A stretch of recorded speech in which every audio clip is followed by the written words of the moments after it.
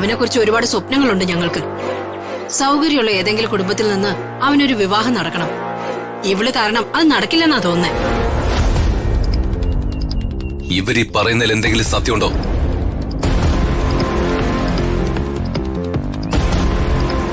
ഹരീഷിനെ എനിക്കിഷ്ടമായിരുന്നു. ഹരീഷിന് എന്നെയും ഇഷ്ടം.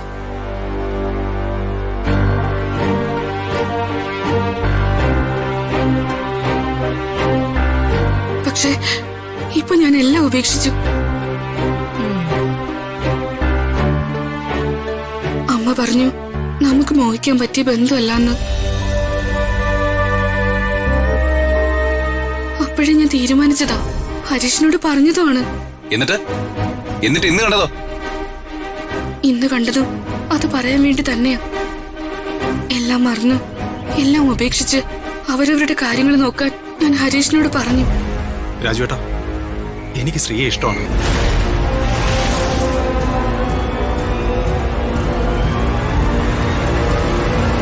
അമ്മയെന്നല്ല, ഈ ലോകത്ത് ആരൊക്കെ എതിർത്താലും ഞാൻ ശ്രീയെ കല്യാണം കഴിക്കും.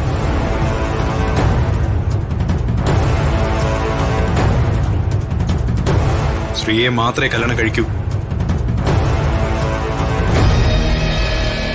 ചെറുക്കന്റെ അഹങ്കാരം കണ്ടില്ലേ? ഇത്രയല്ലേ വളർന്നോളൂ, എന്നിട്ട് അവന്റെ സംസാരം കേട്ടില്ലേ? എടാ, ഞങ്ങൾ ഈ പറയുന്നത് നിന്റെ നന്മയ്ക്ക് വേണ്ടിയാ. നന്മയ്ക്ക് വേണ്ടി?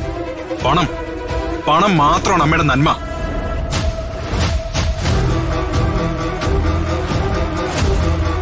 പണത്തിന് വേണ്ടിയിട്ടാ അമ്മ ശ്രീയെ തള്ളി പറയുന്നേ. എനിക്ക് സ്വത്തും പണം ഒന്നും വേണ്ട, ശ്രീയെ മതി.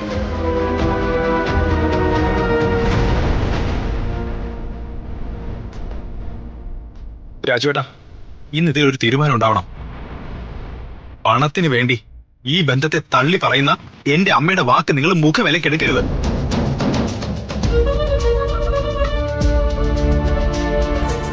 പിന്നെ അച്ഛനോടും അമ്മയോടുമായിട്ട് പറയുക, ഒന്നുകിൽ നിങ്ങളുടെ സമ്മതത്തോടെ എന്റെയും ശ്രീയുടെയും വിവാഹം നടക്കും, അല്ലെങ്കിൽ ഞാൻ നിങ്ങളെയൊക്കെ ഉപേക്ഷിച്ച് വീട് വിട്ട് എങ്ങോട്ടെങ്കിലും പോവും.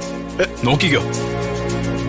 അങ്ങനെ വേണ്ടി വന്നാ പിന്നെ അച്ഛനുമായോ അമ്മയുമായോ ഒരു ബന്ധം ഉണ്ടാവില്ല. കണ്ടില്ലേ ചെക്കന്റെ അഹങ്കാരം?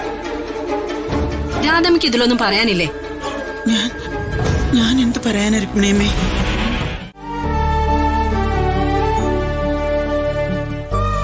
രവിയേട്ടനും അതാണ് അഭിപ്രായമെങ്കിൽ നമുക്കതങ്ങ് നടത്താം.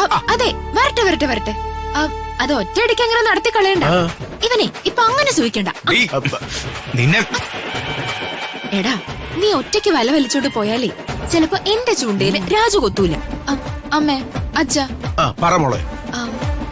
ഒരു രൂപ സ്ത്രീധനം ഇല്ലാതെ ഇവനും ശ്രീയുമായിട്ടുള്ള കല്യാണത്തിനുള്ള സമ്മതം നമ്മൾ അവരോട് പറയും. പക്ഷേ ഒരു കണ്ടീഷൻ. എന്ത് കണ്ടീഷൻ?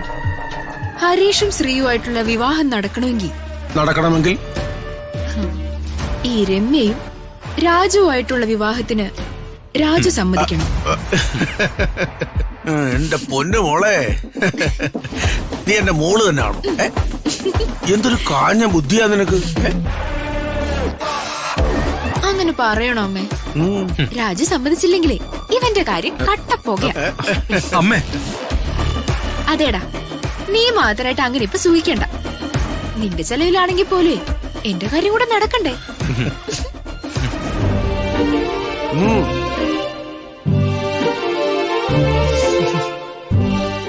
മോനെ, നിനക്കറിയോ ഈ ആഭരണങ്ങൾ ഏതാണെന്ന്? ഇത് വിവാഹത്തിന് അണിയാനുള്ളതാണെന്ന് തോന്നുന്നല്ലോ. അതെ, കുറച്ച് പഴയത് തന്നെയാ.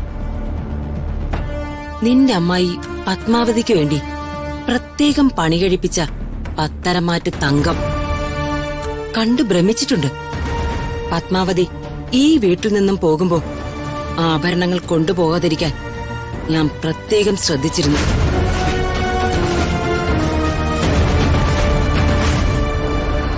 നിധി കാക്കുന്ന ഭൂതത്തെ പോലെ ഇത്രയും കാലം ഞാനിത് സൂക്ഷിച്ചു കൊണ്ടുവന്നത്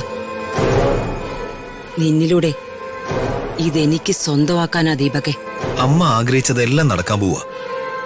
ബാങ്കിൽ നിക്ഷേപിച്ചിരിക്കുന്ന കോടികൾ, അതിരില്ലാത്ത ഭൂസ്വത്ത്, സ്വർണം, അങ്ങനെ എല്ലാം സർവവും ഇനി നമുക്ക് സ്വന്തം. പതിയെ എല്ലാ അധികാരങ്ങളും ഋതിക എന്ന കരുവിനെ മുന്നോട്ട് നീക്കി നമുക്ക് സ്വന്തമാക്കണം. സർവ അധികാരം അത് ഉള്ളം കൈയിലേക്ക് വരുന്നതിന്റെ ഒരു ലഹരി അതിനേക്കാൾ വലുതായി. രണ്ടുപേരും തൊഴുതു നിന്നോളൂ.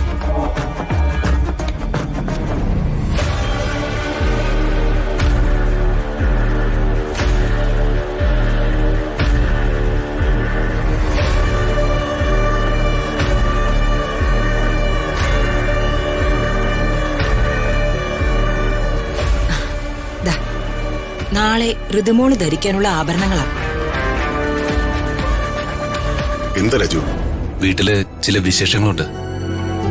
വളരെ പെട്ടെന്ന് തീരുമാനിച്ചതാ. എന്താ അത്? ഇളയ പെങ്ങളുടെ വിവാഹം നാളത്തേക്ക് ഉറപ്പിച്ചിരിക്കുന്നു. അതെന്താ രാജു? ഇവിടെ ഒരു വിവാഹം നടക്കുകയല്ലേ, അതിനിടയിലാണോ? ചില കോംപ്ലിക്കേഷൻസ് ഒക്കെ ഉണ്ടായിരുന്ന ആലോചനയാ. ഓ, ചെറുക്കന്റെ ആൾക്കാരൊക്കെ വന്നിട്ട് പെട്ടെന്ന് തന്നെ അതങ്ങ് ഉറപ്പിച്ചു.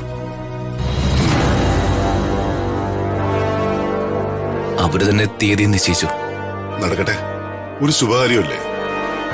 അപ്പോ നാളെ ഇവിടുത്തെ കല്യാണത്തിന് താനുണ്ടാവില്ല. അതെ സർ. ശരി, ആയിക്കോട്ടെ. മോനെ ദീപകേ, വാ.